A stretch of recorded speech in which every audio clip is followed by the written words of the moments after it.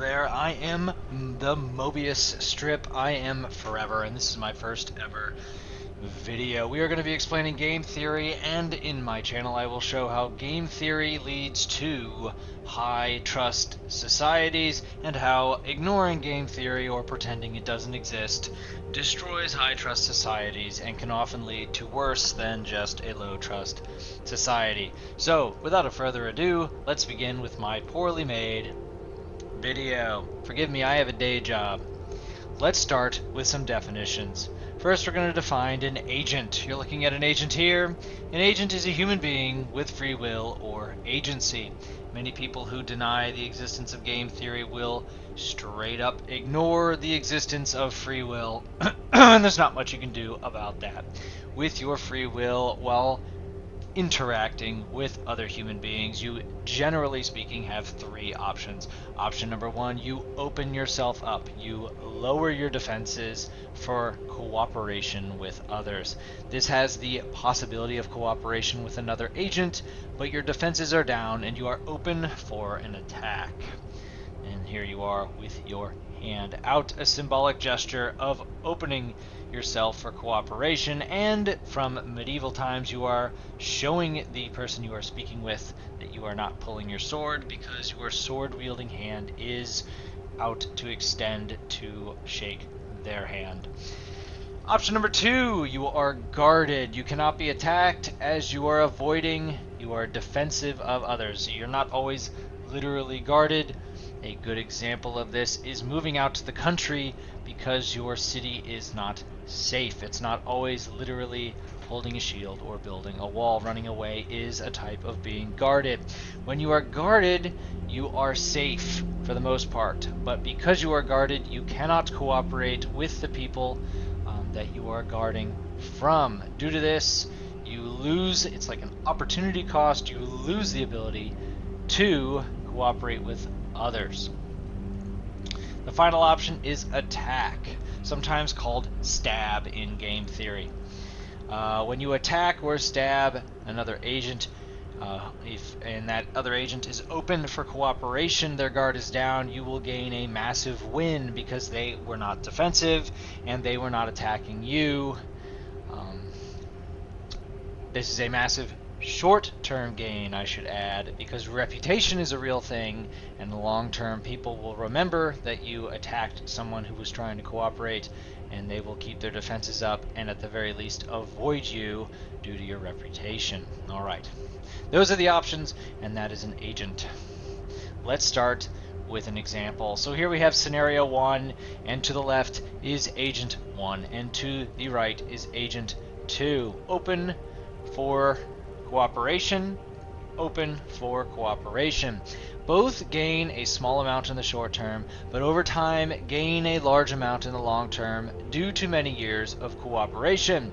This is a representation of a high trust society. Very nice. Great success. Let's look at scenario 2. Agent number 1 opens defenses for cooperation. Agent 2 stabs Agent 1. A large short-term gain for Agent 2 and a large short-term loss for Agent 1. Second order effect or consequence of this action made by Agent 2 is now Agent 1 will not initiate open defense or for cooperation and will remain guarded. Due to being guarded, Agent 2 cannot stab Agent 1 anymore.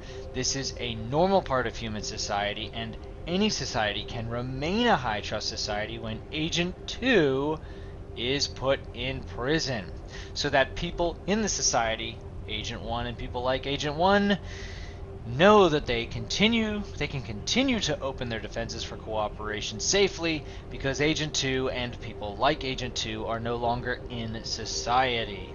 It's important to understand that you can treat Agent 2 in prison with humanity. You can even treat Agent 2 nicely. Just as long as Agent 2 is no longer in open society, you can still have a high trust society. Alright, let's go to scenario 3.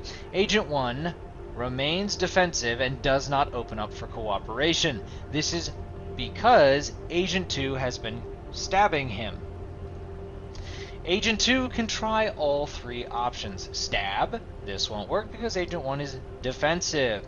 They can try to cooperate, but Agent 1 is guarded and not open to the result. And the result is the same as if Agent 2 was trying to stab.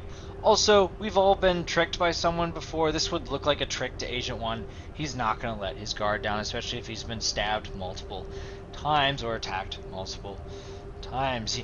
Agent 2 can also put defenses up, but not real. This is not likely. Agent 2 doesn't normally feel the need to do that because Agent 1 never attacked them in the first place. This is a low trust society. This is what it looks like.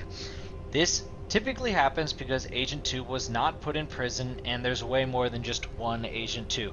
There are many, many, many Agent 2s in society that are not being put in prison, and Agent 1 has decided to be guarded or leave town, leaving wherever Agent 2 and those folks live to be a very bad part of town. Next, we will go to scenario that should say 4, but you know what? I'm running out of time and I have a day job. Agent 1 has had enough. Agent 1 has been repeatedly attacked by Agent 2. Agent 1 tried to flee to the countryside and has been chased to the countryside. Agent 1 is at the brink. The government is not helping Agent 1, and Agent 1 is now a trapped animal against the wall that only just wanted to cooperate and is now going to choose option 3, attack. This normally happens after a lot of bad things happen first. Agent 2 has been stabbing Agent 1 the entire time and tries to stab Agent 1 again. They are now both stabbing each other. This is the worst case scenario. This is worse than a low trust society. This is civil war. This is not good. Everyone loses in a civil war, even the side that wins. Millions die. Your family will be affected. You do not want this. So what does this have to do with the modern discourse? Well, first I'm going to do something that is a bit unusual for game theory, but it is something that I have noticed throughout my life as an anonymous American that was born in the early 90s and is therefore a millennial. Agent 3, or what I am calling the woke observer, previously called the social justice warrior, or the activist judge. The woke observer will claim to want scenario number 1, where both cooperate, and sometimes that's correct, and sometimes it's a little bit more complicated than that. When a woke observer sees event number 2, here's the screenshot from before, where one stabs the other who is trying to cooperate with them, they respond in the following way. Here is Agent 3, the woke observer. Agent 1 is a bad person for trying to open up to Agent 2. They'll come up with reasons for why this is. Agent 1 is a bad person for being guarded. Remember, Agent 1 is only guarded because they were betrayed by Agent 2. The woke observer will come up for reasons why you are both a bad person for trying to cooperate with Agent 2 and for being guarded after being attacked by Agent 2. They will tell you that Agent 1 is privileged. They will tell you that Agent 2 is marginalized, and it is actually Agent 1's fault that Agent 2 is marginalized. After saying all of this, Agent 1 absolutely must open your defenses, stop being guarded, and cooperate with Agent 2, or else. It's almost like they forgot what they said 5 minutes ago. What typically happens is most Agent 1 people, acting in good faith, will see all of this and think it's a bit strange, and they'll say, alright, forgiveness is a Western value, it is a Christian value, I should give Agent 2 another chance. It is at this point that Agent 1 lowers his defenses, as was done in Situation 1, and Agent 2, having not been yelled at, scolded at, or put in prison by Agent 3, just stabs Agent 1 again. Agent 1 at this point begins to wonder what the woke observer, or Agent 3, is doing. Why are they yelling at me? I'm the one being attacked. Because I let my guard down and tried to cooperate with Agent 2. Why is Agent 2 not receiving any criticism for their behavior? When Agent 1 says they do not want to cooperate, and that in order to solve the problem, Agent 2 needs to be in jail, Agent 3, the woke observer, calls Agent 1 a racist, and the conversation ends. A great real-life example of Scenario 2 leading to Scenario 3 is a classic, we've talked about this in America and probably other countries too, the food desert grocery store in a dangerous high-crime neighborhood problem. The cycle is typically this: you have a food desert, you have a store, you have lots of theft, the store leaves, the food desert returns. To put it more succinctly with game theory, a company, it can be a large company, it can be a small company, it doesn't really matter, opens itself up in a neighborhood with lots of crime. This is Agent 1. Agent 1 is opening itself up for cooperation. To like add some reason why Agent 1 wants to do this, supply and demand, the free market, is saying there's no grocery store in a neighborhood where people live. Supply and demand says you can make money by providing a grocery store. Scarcity, basic laws of economics. It makes sense that Agent 1 would want to do this, and it would make sense that Agent 2 would want a grocery store in their town. But, for whatever reason, a large enough minority, I don't mean a racial minority, I mean a very small percentage of the people in this town, I mean a literal minority of the people in this town, decide to continuously shoplift, rob the store, and more important than stuff, often harm, stab, shoot, or kill the clerk working at the store, which is obviously more important than things. Agent 1 can handle a little of this through insurance claims, but there are limits. Once an employee is harmed, or the insurance company says the grocery store is no longer insurable due to massive amounts of thefts, violence, death of an employee, Agent 1 will now close its stores, returning the neighborhood to a food desert, and they will put up their metaphorical defenses. They have chosen option 2, and they've left town.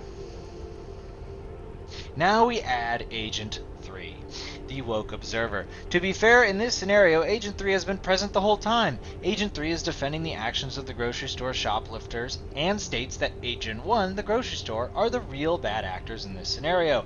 Agent 3 will act to prevent Agent 2, the thieves, the shoplifters, the people who harm the employees at the grocery store. They will try to prevent them from going to prison.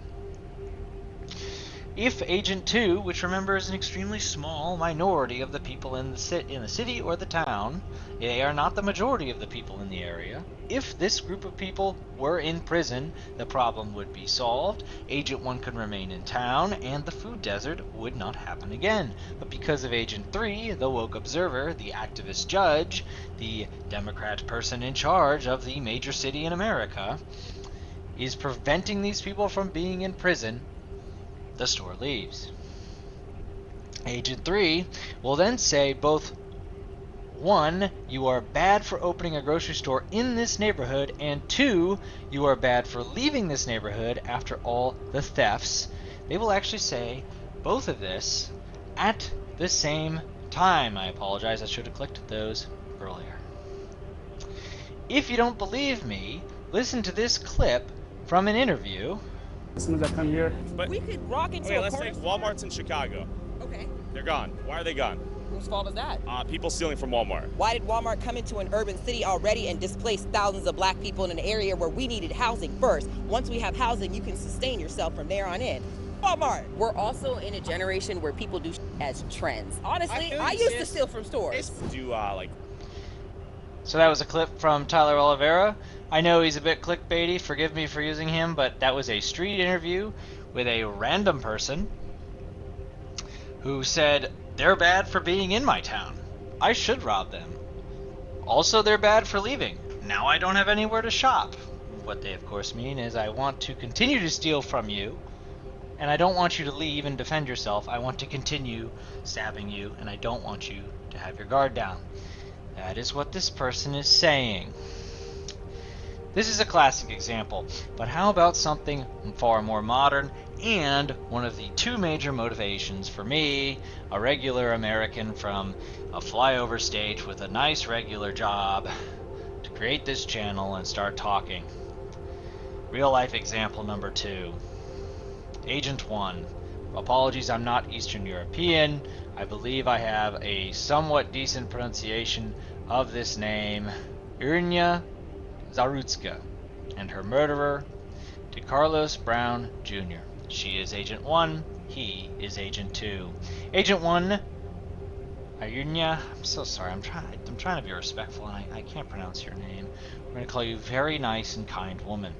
She goes on to public transportation. She opens herself up for cooperation, a public space. She is not a racist. She sits right in front of a large, scary black man. A racist would not do this. She let her guard down and did what, frankly, is the right thing to do. She then gets on her phone after working at a pizza place, and Agent 2, seeing that she is defenseless, literally stabs her repeatedly, and then walks away and is on camera saying, "I got that white bitch," which is apparently a non-racist crime. So if you're a white guy, unless I'm wrong, you can just stab a random non-white person and say, "I got that black person," and it's not racist. Or maybe, hear me out, Agent 3 is full of crap. Speaking of Agent 3, we have Teresa Stokes. Teresa Stokes is a judge, quote-unquote, who never passed the bar. I'm still not sure what happened there. Who saw DeCarlos Brown, was arrested 17 times prior to her getting to make judgment on him, a crazy, violent person, and instead of taking him out of society, putting him in prison, or putting him in a mental ward, they kept him out in society due to the direct failure of Agent 3, the woke observer, the activist judge. We live in a low-trust society. Irina came from Eastern Europe. There are no crazy black people in Eastern Europe. Everyone's Eastern European in Eastern Europe. There might be a whole army of crazy Russians coming across the border to take over her country, but they're wearing opposing uniforms. She knows they're not friendlies. Sorry, I was kind of losing it there for a second. It is directly the fault of Agent 3, the woke observer, the activist judge, that public transportation is not safe, that many major cities are not safe. It is why people are more safe in a private car, your own personal vehicle, with their guard up and their doors locked, than on a train or a bus. Many people say that it is Agent 2, DeCarlos, who was the problem or the villain, but really, he was the villain only the first time, maybe the second, possibly his third arrest. But after that, Agent 3, the radical, the leftist, the woke person, this is the main, real villain of this story. They are the judges who run our country's major cities. They are largely the reason we cannot have a high-trust society. They are the true villains of this story. This is my first video on my new channel. I am the Mobius Strip. I am forever. My dream is a high-trust society. I want to live in one, and I want you to live in one as well. My videos will show current and historic events in regards to game theory and second-order effects. Come join me and let me know how much you disagree in the comments below. If you have a full-blown argument with someone in my comments section, that will have the second-order effect of the algorithm, sending my video to more people. Follow me on X and look at my posts, but never look at my comments I make on other people's posts. So my goodness, just don't look at them. Stay safe, find cooperative folks to make your friends and to make your family. Work hard, play, pray, and relax. I'll see you later.